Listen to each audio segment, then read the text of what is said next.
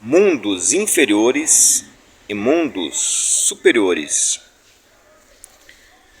Planetas onde que a inteligência é desenvolvida, a moral, a ética, a compreensão da existência humana é desenvolvida, e planetas aonde o intelecto, as questões do entendimento espiritual e a compreensão de quem nós somos ainda não é desenvolvido.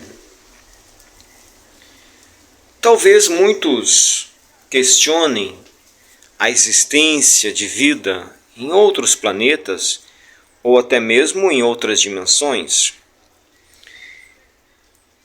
Porém, questionar, duvidar, não confirma absolutamente nada. As minhas dúvidas não provam absolutamente nada. Quando nós falamos, seja de questões científicas, ou seja de questões espirituais, precisamos compreender do que exatamente nós estamos duvidando ou em que nós estamos acreditando. Esse tema, mundos inferiores e mundos superiores, planetas diversos habitados por formas de vidas variadas, é um tema trazido pela doutrina espírita. Então nós temos a questão da fonte. Esta fonte, ela é confiável? A doutrina espírita é uma fonte lúcida? A doutrina espírita é uma fonte autêntica, verdadeira, que tem um embasamento realmente fundado em questões que podemos perceber pela observação? É a doutrina espírita uma fonte confiável, uma fonte autêntica ou não? Para compreender essa questão é preciso primeiro estudar a doutrina espírita, compreender do que se trata o espiritismo e observar, estudar o que se encontra nas obras básicas do espiritismo e das fontes confiáveis dentro do movimento espírita. Eu digo fontes confiáveis porque nem tudo que se apresenta como espiritismo é espiritismo.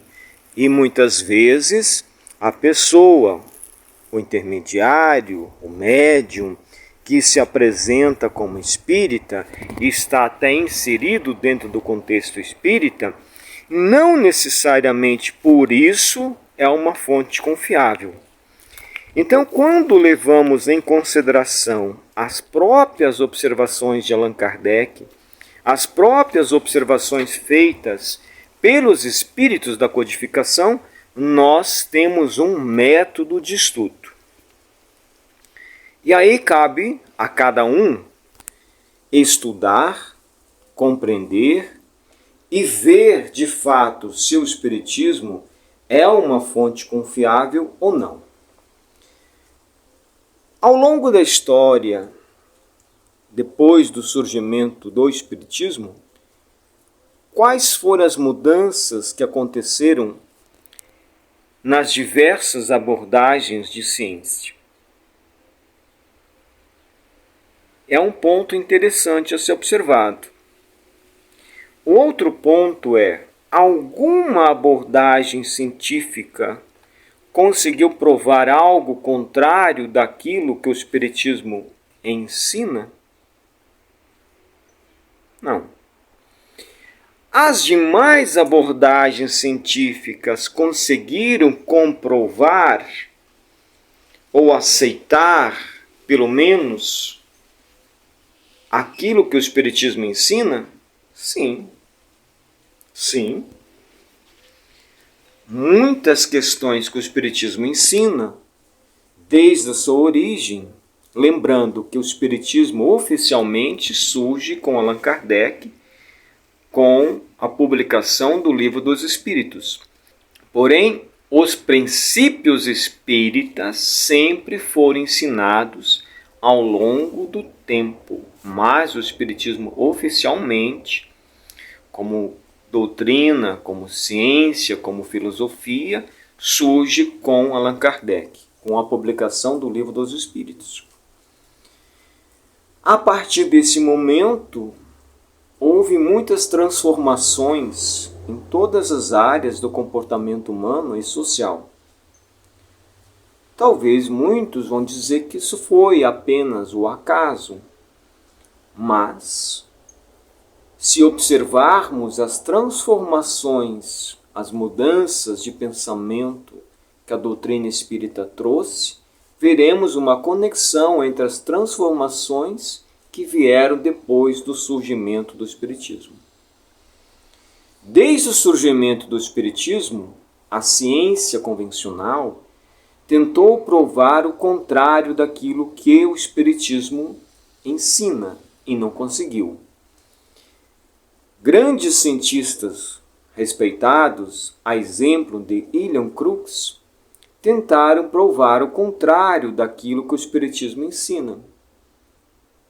Porém, acabaram percebendo através dos seus experimentos, através das suas pesquisas, e acabaram comprovando através dos seus estudos científicos exatamente aquilo que o Espiritismo ensina.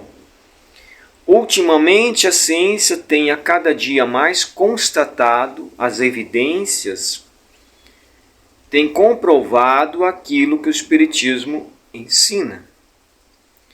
Coisas simples como as plantas terem percepção e sensibilidade, ou mais complexas, como a existência da mediunidade, a eficiência do passe e tantas outras questões a mais que a ciência tem comprovado ao longo do tempo.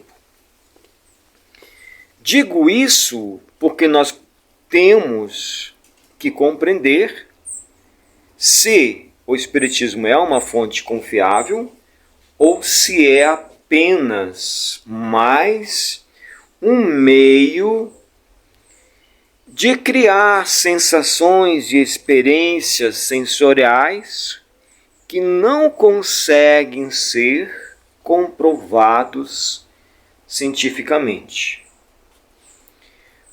O que pode ser válido para alguns, mas a seriedade do Espiritismo desde sua origem oficialmente é tão grande que aquilo que foi colocado nas obras básicas foi estudado de uma forma muito minuciosa, com método científico, para conseguir aceitar ou negar as questões que foram levantadas nas obras básicas.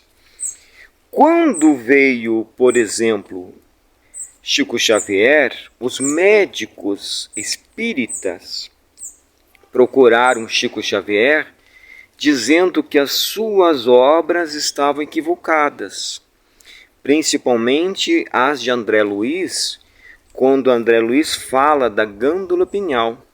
E hoje, um dos assuntos mais discutidos é justamente as funções da glândula pineal. E André Luiz diz a esses médicos que até então, de fato, a ciência ainda não compreendia as funções da glândula pineal, mas que no futuro próximo a ciência ia começar a compreender as múltiplas funções da glândula pineal. E hoje nós vemos inúmeras pesquisas científicas em cima da glândula pineal para tentar compreender as funções da glândula pineal.